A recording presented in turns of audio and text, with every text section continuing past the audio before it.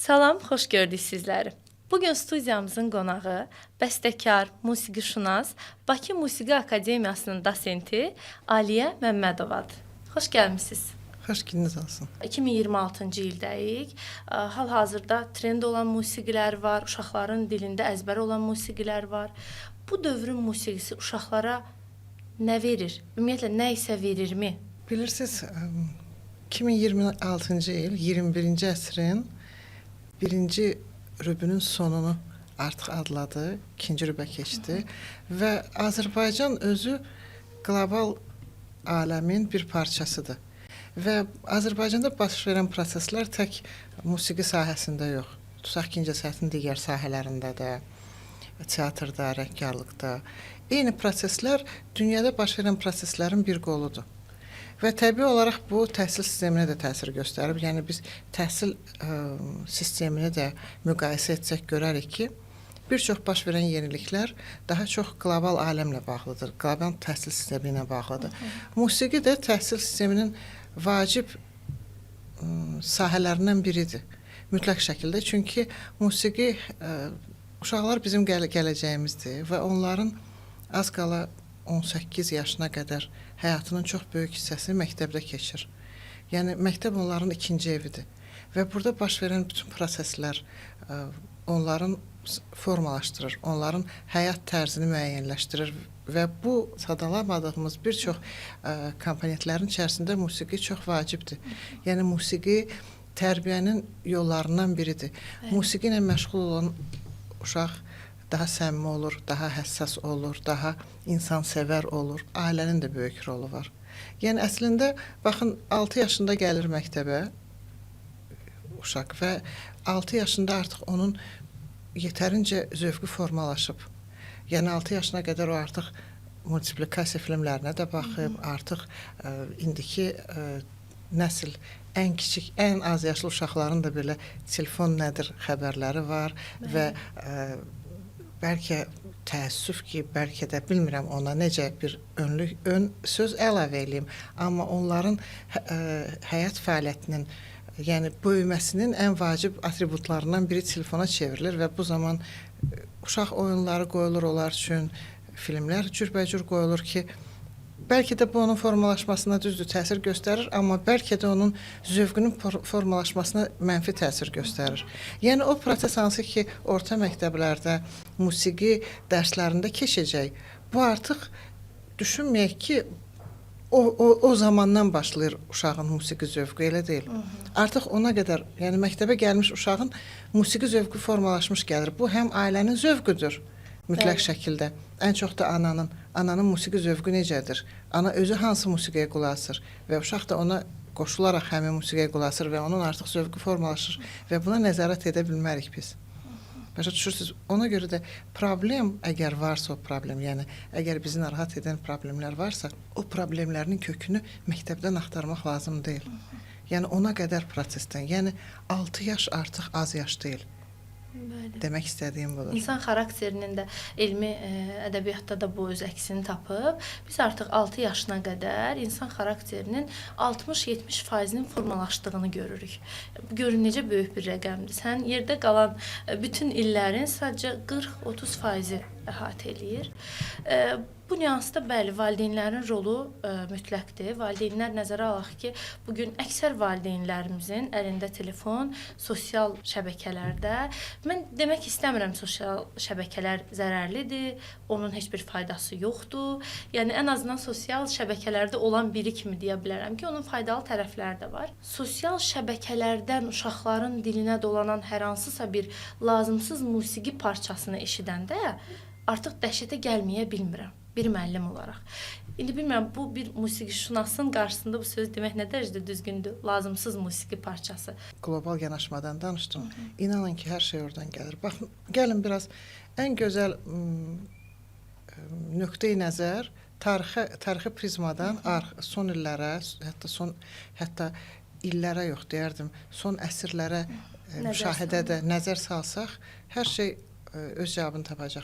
Baxın, Johann Sebastian Bach, fortepiano musiqisi, o zamanlar klavir deyilir. Klavir musiqisində öz oğulları üçün, eləcə də tədris etdiyi şagirdləri üçün yazdığı məcmuələr var. Təsəvvür edin, 340 il bundan əvvəl, yəni ən azından 4 əsrə yaxın bundan qabaq əvvəl tədris üçün yazılmış nümunələr, məcmuələr bu gün də hər bir ifaçının alətinin üzərindədir. Yəni bu daima bu əsərləri ifa edir və bu nə qədər ki musiqi bir professional sənət olaraq var olacaqsa, bax yaradıcılığı onun ardından digər Viyana klassikləri, 19-cu əsr bəstəkarları, dahi Chopin'in musiqisi hər zaman ifa olunacaq, deyilmi? Və bu bəstəkarların yaradıcılığında sadə formalar çox sadə, çox mühüm yer tutub və onların böyük əksəriyyəti ilk əvvəl öz ətrafındakı olan uşaqlar üçün yazılıb, öz övladları üçün yazılıb. Baxın, Prokofievin 20-ci əsrin dahi bəstəkarlarından biri Sergey Prokofiev çox erkən başlayıb yaradıcılığa. Artıq 5-6 yaşında opera yazırdı, təsəvvür edirsiniz. Uşaqlarla, öz ətrafındakı olan uşaqlarla, dostları ilə kiçik operalar, səhnəciklər yaradırdı. Bilirsiniz, mühit... O yəqin ki, onu görüb, başa nümunəsi olub. Sizin sualınıza gətirib, sualınızda nə üçün məhz bu nümunələri göstərdim? İndi hanı o mühit və yaxud hanı o tələbat? Başa düşürsünüz, bax, bizim o yenə də müraciət etdiyimiz övladlarımızın, nəvələrimizin, körpələrin dinlədiyi musiqi, filmlər arxasından gələn filmlər, musiqi nümunələri falan, onların yazılma mexanizmi tam fərqlidir. Bundan başlamaq lazımdır. Yəni 20-ci əsrin sonu, 21-ci əsrin əvvəllərində, xüsusilə bu əsrdə, əvvəla bütün proseslərin inkişaf dalğası çox kiçilib. Yəni, son 5 ildə yaranan, 5 il bundan öncə bizim ağlımıza da gəlməzdi. Əgər bu əvvəllər bu zaman anlayışı biraz geniş idisə, 20-30 ilə əhatə edirdisə, indi get-gedə daha da qısalır bu. Bugünkü gün yaranan musiqinin arxasında həmin o istedadlı Bach, Mozart, Chopin, Prokofiev bunlar dayanmır. Hətta böyük əksəriyyətində qeyri-peşəkarlar dayanır. Və bu da, yenə deyirəm, Azərbaycanın tək problemi deyil. Mən bunu problem adlandırmazdım. Bilirsiniz, bu qlobal aləmdə belədir. Bütün, yəni, bu proses belə də gedir. Yəni, niyə problem adlandırıram, Aliyə xanım? Çünki yaxşı nöqtəyə gedəcəyini düşünmürəm. Əslində, musiqi insanoğlunun hər zamanki tələbatıdır. Mən belə düşünürəm də, boş yerə deməyiblər ki, musiqi ruhumuzun qidasıdır. Biz necə ki, qidalanırıq, suyla, yeməklə, eyni zamanda da musiqi ehtiyacımız var.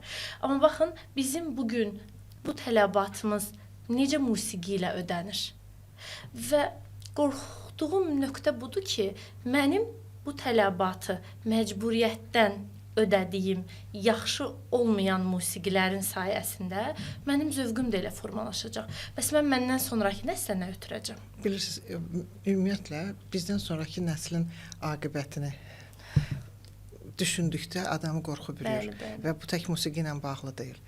Əlbəttə, biz bugün çox çalışmalıyıq. Baxın, oturub nələrsə təhlil etmək yox, real iş görən insanların adlarını çəkmək lazımdır. Onların fəaliyyətinə nəzər yetirmək lazımdır və bu fəaliyyət dairəsini genişləndirmək. Baxın, çox sadə bir misal göstərim. Bugün hamımızın yaxşı tanıdığımız Türkər Qasımzadə, bəstəkar, çox istedadlı bir insan, Kadenza ansamblinin bədii rəhbəri. Baxın, onlar neynədilər bu ansambl? Orta məktəbləri gəzdilər musiqiçilərlə, uşaqlarla görüşlər keçirdilər. Bu görüşlərdə hər alət, təsəvvür edin, məktəbli uşaq vəbşi violonçel heç bilmir nə alətdir. Məsələn, violonçelə baxır, oturur arxasına. Yəni, təsəvvür edin, həqiqətən iş görmək lazımdır. Və bu işləri həyata keçirdikdə onun təbliğatı ilə məşğul olmaq lazımdır. Göstərmək lazımdır. Təbliğat çox böyük bir, necə deyirlər, silahdır. Baxın, uşaq filarmoniyası var. Düzdür. Uşaq filarmoniyası ilə orta məktəblərin hansı birinin bir əməkdaşlığı olub? Yoxdur. Başa düşürsünüz? Yəni, ondan da başqa məktəblərdə musiqi müəllimlərinin özlərinin həvəsi ilə bir xor yaratmaq. Bilirsiniz, indi deyəcəksiniz ki, məktəblərdə bu uşaqların o qədər dərs yükü var falan.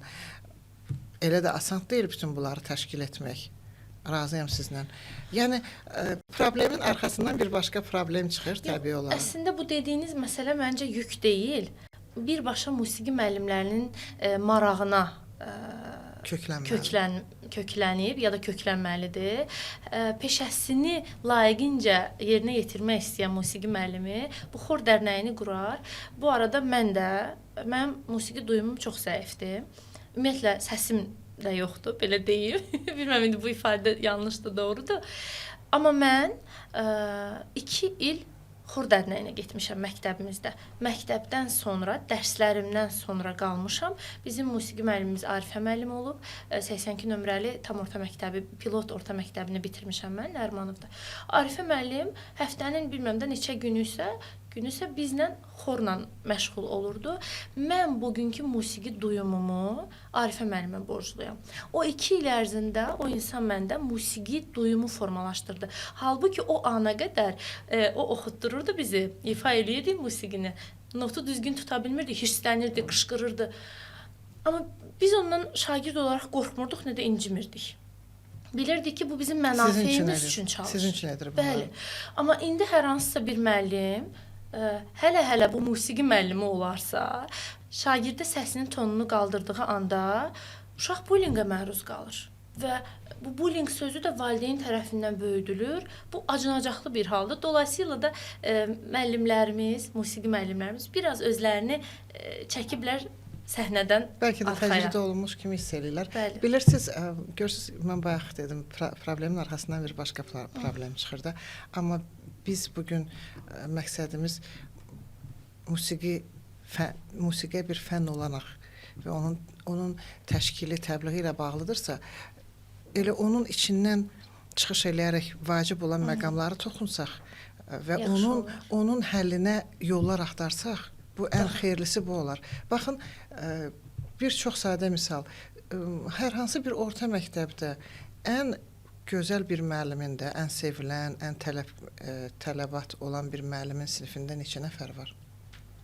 30 üzərində. 30, bəli. Ən çox 30. Hətta mənim eşitdiyimə görə bəzi rus bölmələrində 40-a da çatır. Bəli. Siz təsəvvür edin, xüsusilə də musiqi bilavasitə musiqi ilə təmasda olan insansınız. Sizin fikrinizcə musiqi ilə belə bir 45 dəqiqə ərzində, həftədə bir dəfə, səhv etmirəmsə, 45 dəqiqə ərzində belə bir böyük auditoriya qarşısında hansı nəticə əldə etmək olar? Çox çətindir. Çətindir. Əvvəla o sinifi ələ almaq çox çətindir. Amma məncə mümkünsüz deyil, Aliyə xanım. Burada biraz müəllimlərimizin mövqeyindən çıxış eləməyəcəm. Niyə? Mənə görə uşaq sayının çoxluğu, tədrisdə, universitetdə də mən tədris aparıram. Bəli, orada tələbə sayının çoxluğu tədrisə mane ola bilir. Amma məktəblərdə mən belə olduğunu müşahidə eləmirəm. Çünki kənd məktəblərində uşaqlar kifayət qədər azdır. Amma orada baxın görək, nəticələr çoxmu yüksəkdir və yaxud da ki, musiqi dərsləri ümumiyyətlə tədris olunurmu? Olunursa müəllim nə dərəcədə peşəkar yanaşır bu dərsin tədrisinə? Baxın, musiqi məndə olan məlumata görə, yəni müşahidələrimə görə, qohum-əqraba və yaxud rəfiqələrimin uşaqları ya şagirdləri musiqi məktəbi, orta məktəbin musiqi kitablarına baxmışam. Bəli, orada hətta nəzəriyyə belə, yəni mən nəzəri nöqteyi nəzərdən sual verirəm də sizə. Sizin fikrinizcə o nəzəriyyə ilə o boyda auditoriyanın qarşısında nəticə orta, mən yüksək demirəm, bayaq yüksək dedim, orta deyim. Hətta orta belə nəticə əldə eləmək olar. Halbuki paralel olaraq musiqi məktəblərində siniflərdə şagirdlərin sayı 8-6 da ola bilər. Hələ orada da çətindir bunu uşaqlara qavramaq, şagirdlərə. Mən razıyam sizlə. Məsələn, böyük auditoriya qarşısında müəllimin özünün şəxsi keyfiyyətlərinin də önəmi var. Uşaqları ələ alsın, onlara opera haqqında danışsın, maraqlı videolar qoysun, uşaqlar xəbərdar olsun, simfoniya nədir, konsert janrı nədir, fortepiano alətini göstərsin. Bunlarla razıyam sizdən. Onlar hər hansı o 45 dəqiqədə məlumatlı çıxacaqlar. Amma nəzəriyyə ilə, hansı ki o dərsliklər də var, onunla elə böyük nəticə əldə eləmək mümkün deyil. Sizcə nəzəriyyə lazımdırmı ümumiyyətlə? Peşəkar musiqi fəaliyyəti ilə məşğul olmayanları nəzərdə tuturam. Lazım deyil. məncə ən böyük əvvəla mütləq şəkildə zövqü formalaşdırmağa kömək etməlidir. Mən demirəm formalaşdırmalıdır. Çünki zövqün formalaşması hər bir halda ailədən gəlir. Bəli. Yəni zövqün formalaşmasına yardımçı olmalıdır, düzgün istiqamətləndirilməlidir. Məsələn, təsəvvür eləyin ki, Azərbaycan Dövlət Akademik Filarmoniyasında vaxtaşırı bazar günləri orta məktəblər üçün, musiqi məktəbləri üçün, yəni azyaşlılar üçün, uşaqlar üçün konsertlər keçirilir. Hansı məktəblərin şagirdlərini orada görmüşük və niyə bu axın yoxdur? Başa düşürsünüz? Məsələn, bayaq adını çəkdiyim Prokofievin çox gözəl bir uşaq musiqisi var. Petya və Canavar. Ötən illərdə onu Azərbaycanca tərcümə eləyib səhnələşdirdilər. Təsəvvür edin, orkestrin alətlərini heyvanların səslərinə uyğun olaraq belə bir çox gözəl bir simfonik tamaşadır, nağıl tamaşadır. Yəni görün bunun əhəmiyyəti nə dərəcədədir. Ola bilərmi ki, burada bəstəkarlarımız, musiqi şünaslarımız o qədər öz işlərinə fokuslanıblar ki, kütlənin bundan xəbərdar olmağından yan keçiblər? Onlar öz işlərini, mən sizə deyim, çox böyük. Yəni tutaq ki, o həmin konserti bəlkə də YouTube-da artıq yerləşdirilib. Baxın, yəni zal dolu idi əslində. Və musiqişünaslar da öz işini görürdü, dirijor da öz işini görürdü, orkestr da öz ifasını eləyirdi. Mən o orta məktəblərlə bu kollektivlər arasında olan boşluqdan danışıram. Bəli. Əgər düşünsəz ki, neyniyə bilərik bunlar düzəlsin? Neyniyə bilərik? Mənim fikrimcə, məsələn, Təhsil Nazirliyinin rəhbərliyi altındadır da, orta məktəblər də Elm və Təhsil Nazirliyinə baxır. Həmçinin Bakı Musiqi Akademiyası, sonra Milli Konservatoriya, yəni təhsil ocaqları, ali təhsil ocaqları baxır və yaxud da ki, bir şəhərdəyik də, bir ölkədəyik. Məsələn, muğam mərkəzi, bir mərkəz olaraq nə qədər orada konsertlər keçirilir. Bu sadəcə əlaqə qrup yaratmaq. Əməkdaşlıq. Əməkdaşlıq çox sadə. Bu da müəllimlərin şəxsi təşəbbüsləri hesabına məncə olmalıdır. Bilirsiniz, şəxsi təşəbbüs olsa, böyük bir nəticə əldə eləməyəcək. Bu mütləq şəkildə bilirsiniz necə proyektlər olmalıdır. Layihə çərçivəsində. Layihə çərçivəsində olmalıdır. Onda və mütləq şəkildə bu da reallıqdır. Hər hansı bir maddi maraq olmalıdır. Onu icra etmək üçün ideyalar ortaya qoymaq olar mənim fikrimcə. Aliyə xanım, Azərbaycanda uşaq musiqisi niyə yoxdur? Bu boşluğun səbəbi nədən irəli gəlir? Niyə biz Rus, Avropa bəstəkarlarının bayaq da siz vurğuladığınız kimi əsərləri ilə böyütməliyik uşaqlar? Niyə Azərbaycan bəstəkarlarımız öz töhfələrini vermirlər məhz bizim bu uşaq musiqisinə? Mən bundan razı deyiləm. Azərbaycanda uşaq musiqisi var, olub, var. Yenə də bugünkü gün, bax necə mən söhbəti başlayanda əvvəldən dedim ki, bugünkü gün Azərbaycan tək Azərbaycan deyil, qlobal aləmin bir parçasıdır. Və bugün də eyni proses, əgər siz bu verilişə, buna oxşar bir verilişə Almaniyada eşitsəz, eyni biz danışdığımız problemlərdən danışacaqlar və onlar da köklənəcəklər klassiklərə. Yəni gəlin baxaq, istəyirsiniz, mən sizə onlarla Azərbaycan bəstəkarlarının adlarını sadalaya bilərəm. Hansının ki, bagaj yaradıcılığında mütləq şəkildə olub. Gəlin birinci şairlərimizi yadımıza salaq. Abdullah Şaiq, Tık-Tık xanım nağılı yadınızdadır. Yadımdadır Ali xan. Bunlar keçib də artıq müasir dövrdə mən gənc bəstəkarlar, gənc şairlərin uşaqlar üçün nə isə eləməyini görmək istəyirəm. Sizin fikrinizcə bax, hansı gənc bəstəkar bu dəqiqə ya gələk onu evdə öz övladı üçün yazsın və bunu sonra populyarlaşdırsın. Bəli. Real danışaq da. Bəli. O da yenə də hamı öz həyatına varır. Mən özüm musiqiçi ailəsində böyümüşəm. Atam bəstəkar idi və mahnı janrında özünü daha çox ifadə edirdi. Yox, mənim atam əslində energetik idi, işıq mühəndisi idi, amma eyni zamanda mahnı gözəl tarifatçısı idi. Bəli. Muğamları çox gözəl bilirdi və həmçində mahnılar yazırdı. Mənim uşaqlıq xatirələrimdən biri çox az yaşım olardı ki, sərçə xəbərim yox idi, sərçə nədir. Atam Sərçələr mahnısı yazmışdı və məni indiyəcən yadımdadır. Qaldırdı və eyvandan göstərdi sərçələri. Başa düşürsünüz, bax, yəni tutaq Qəmbər Hüseynlinin Cücələrin mahnısı.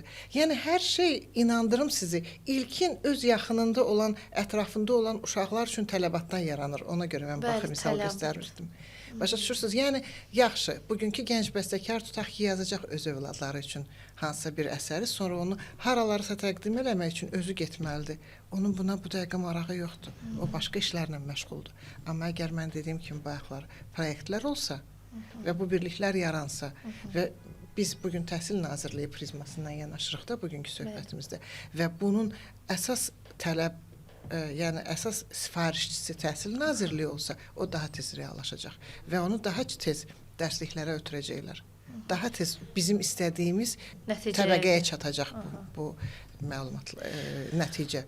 Onda mən belə düzgün başa düşdüm də, siz demək istəyirsiniz ki, hazırda musiqi boşluğu ona görə var ki, Azərbaycan uşaq musiqisində ona görə boşluq var ki, sifarişçi yoxdur və hər kəs də öz əhatəsi üçün bunu ona görə eləmir ki, onun öz ehtiyacları var, o ehtiyaclarının ödənməsinə fokuslanıb.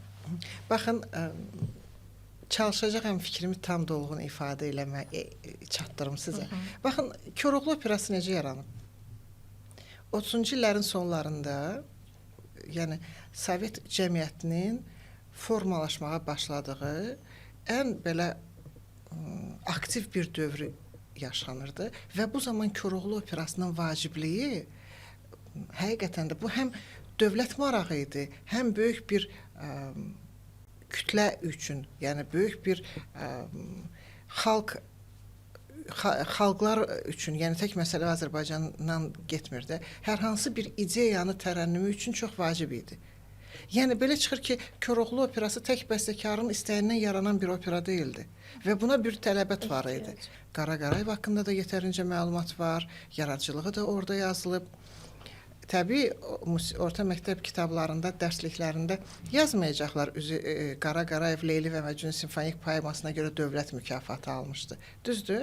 Və eləcə də hansı bəstəkarın yaradıcılığına müraciət etsəz, görəcəksiniz onun az qala bütün əsərləri mükafatla təltif olunub, əsərlər qiymətləndirilib. Baxın, İskəndər və Çoban Sultan Hacıbəyovun uşaq operası idi. Həmən ifa olunmuşdu. Bülbül adına məktəbin şagirdləri tərəfindən ifa olunmuşdu. Yenə də deyirəm, hansı bir əsəri götürsəz, görəcəksiniz, onun ifası həmən reallaşırdı və bu az qala hamısı dövlət sifarişi idi. Və bugün əgər biz istəyirik ki, mahnı janrı formalaşsın, uşaq mahnısı formalaşsın, yox, formalaşıb və böyük bir bizim bazamız var. Bu Azərbaycan uşaq musiqisi deyəndə orada Üzeyir Hacıbəyovdan başlamış. Çox məşhur oynaq topum Sultan Hacıbəyovundur. Elnara Dadaşovanın bir kafedrada işləyir, çox hörmətli bəstəkarımızdır. Elnara Dadaşovanın onlarla uşaq mahnısı var. Həmin o bayaq adını çəkdiyim Tıktıq xanım, Ramiz Mirişlinin, Allah ona qəni rəhmət eləsin, onun yaratdığı incidir. Tofiq Quliyevin uşaq mahnıları, uşaq filmlərini yadımıza salaq orada. Yəni, bizim o qədər gözəl klassik nümunələrimiz var ki, bugün niyə yoxdur, onu mütləq şəkildə, yenə də deyirəm, cəlb etmək lazımdır.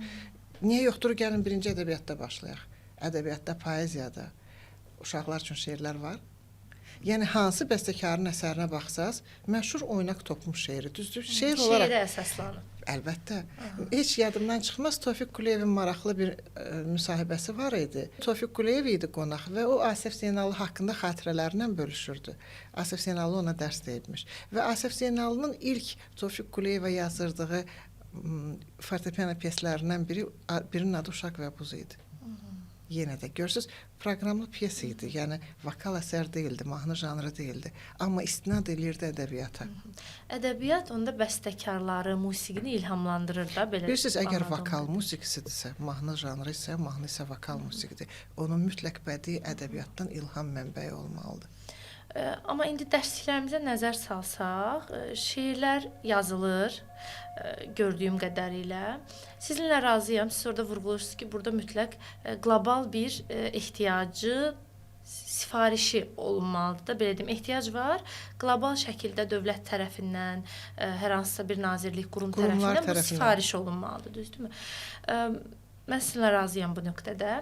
Amma həm də düşünürəm ki, bəstəkarlar da biraz burada şəxsi mənafeylərini biraz ikinci plana ona görə aparmalıdırlar ki, razıyam. Günümüzdə öz ehtiyaclarını ödəmək üçün, yaşamaq üçün onlara maddi güc lazımdır və bunun üçün də onlar başqa istiqamətə yönəliblər.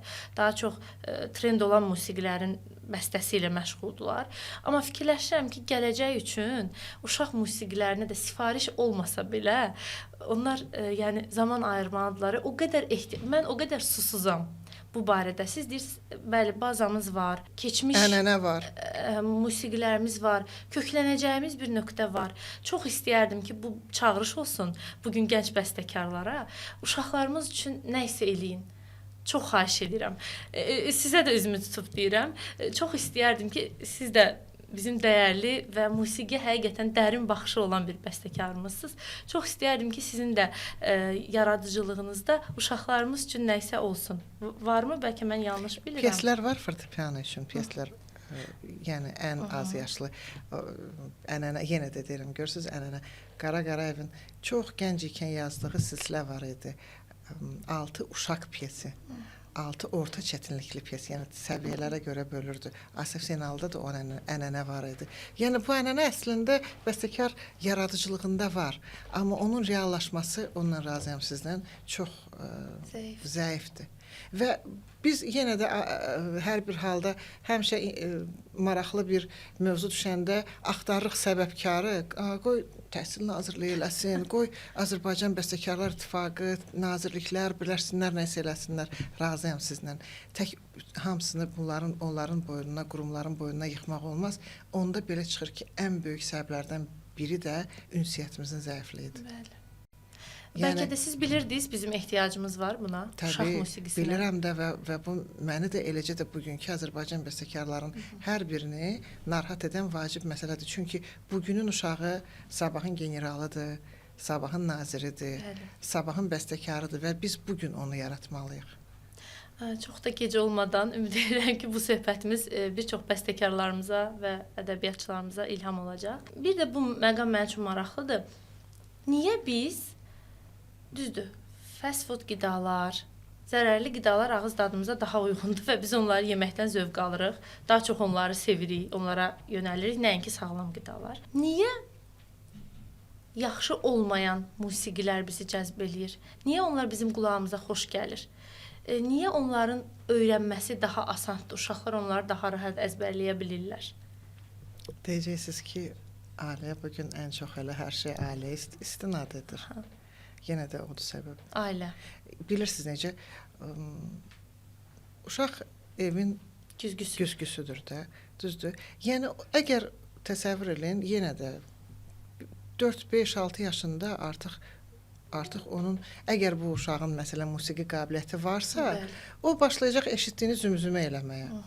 Və əgər o evdə, tutaq ki, Qarayevin, Üzeyir bəyin, muğamların, xalq mahnıların səslənişini eşitmirsə, biz ondan necə 15-16 yaşında tələb eləyə bilərik ki, sənin bundan yox, bundan xoşun gəlsin. Necə deyə bilərik buna? Yəni, bu artıq formalaşır o cür. Ona görə bütün problemlərin kökü cəmiyyətimizin özünün tərəqqi etməsindədir. Cəmiyyət tərəqqi etməlidir və yenə də ən vacib şey təbliğatdır. Televiziyalarda təbliğat güclənməlidir, ünsiyyət güclənməlidir. Məsələn, hansısa bir orta məktəbin musiqi müəllimi uşaqları yığıb aparmalıdır maraqlı insanlarla görüşə. Biz vaxtilə tələbə olanda rəssamlarla, ədəbiyyatçılarla, hətta bizdən yuxarı kursda oxuyanlar Azad Mirzə Canizadə ilə dostluq edirdilər. Onunla bağlı nə qədər videoları ilə paylaşmışdılar dostlarımız. Yəni, təsəvvür edin, onunla dostluq eləmək nə deməkdir, onun söhbətlərinə qulaq asmaqla nə deməkdir. Bu heç bir dövlət sifarişi də deyildi, hansısa bir qurumun da işi deyildi. Şəxsi tələbatdan irəli gəlirdi. Ona görə biz şəxsi tələbatlarımızı yüksəldərək cəmiyyətdə müəyyən bir dönüş yaratmalıyıq. Bu asan deyil, təbii, çətindir, amma mümkünsüz də deyil. Təbii, mümkünsüz deyil. Bəli, sizə də musiqi zövqümüzü formalaşdıracaq şəxslərə də uğurlar. Eyni zamanda bunun məktəblərdə tədrisini aparan müəllimlərə də uğurlar arzulayıram. Nə tövsiyə eləyərdiniz valideynlərimizə və müəllimlərimizə? Bilirsiniz, elə bayaqdan daha çox o istiqamət alırdım ki, valideynlərə səslənim belə açıq birbaşa şəkildə də olmasa, yəni onlar müəyyən bir dönüş birinci özlərindən başlasınlar. Yəni əgər biz istəyiriksə bizim övladlarımızda müəyyən bir dəyişikliklər baş versin, biz özümüzü dəyişməliyik. Bilirsiniz necə? Əgər övlad görəcəksə evdə valideynləri nəsə oxuyur, nəsə dinləyir, onu da təkrar eləyəcək. Və yaxud da ki, maşında gedərkən hansı dalğanı tutur, nəyi dinləyir, onu da dinləyəcək və valideynlərindən çox xahiş edirəm, valideynlərimizdən, bütün yaşıdlarımdan, daha kiçik nəsildən çox xahiş edirəm. Birinci öz zövqünüz haqqınızda düşünün. Mən heç kəsin ixtiyarı yoxdur kimisə zövqünə müdaxilə etməyə, amma düşünməyə çağırıram. Çünki bilirsiniz, bəzən mən tədris vaxtı məsələn soruşuram qrupdan, məsələn, Mahler'in 5-ci simfoniyasını dinləmisiniz? Deyirlər, yox. Deyirəm, mən sevinirəm, xoşbəxtsiz ki, dinləməmisiniz. Niyə görə? Siz onun dinləyəndə xoşbəxt olacaqsınız, hələ o xoşbəxt hissləri yaşamamısınız. Yəni, səslənirəm həmin valideynlərə, o qədər gözəlliklər var, o qədər gözəl musiqi nümunələri var. İstər caz olsun, istər mahnı janrı olsun, xalq mahnılarımız olsun, istər klassik musiqi olsun. Yəni, o qədər dinləmədiyimiz gözəl səslər var. Onları birinci özünüz dinləyin və sonra da onu övladlarınıza ötürün. Və hər bir müəllim də birinci evdə öz övladının valideynidir. Bəli, musiqi zövqünü formalaşdırsın öz övladının, dolayısıyla öz zövqü formalaşsın və şagirdlərini ötürsün bu ənəni. Çox sağ olun, təşəkkür edirəm Aliyə xanım. Mən də sizə təşəkkür edirəm, sizin komandaya təşəkkür edirəm, Təhsil TV-yə təşəkkür edirəm. Çox vacib bir işlə məşğulsuz həqiqətən də. Bunun qiyməti yoxdur. Və bu daimi olsun, davamlı olsun. Sizin bütün kollektivə güc və enerji arzulayıram. Təşəkkürlər. Çox sağ olun. Bugün studiyamızın qonağı musiqişünas və bəstəkar Aliyə xanım idi. O eyni zamanda bir pedaqoqdur, müəllimdir və nə yaxşı ki də müəllimdir. Çünki söhbətimiz sadəcə musiqidən, bəstəkarlıqdan deyil, eyni zamanda pedaqoji yanaşmadan da keçdi. Və biz bir daha gördük ki, musiqi nəinki ruhumuzun qidasıdır, eyni zamanda tərbiyəvi gücü olan bir silahdır. Ümid eləyirəm ki, hər kəs üçün bu söhbətimiz faydalı oldu. Gələn görüşlərə dək.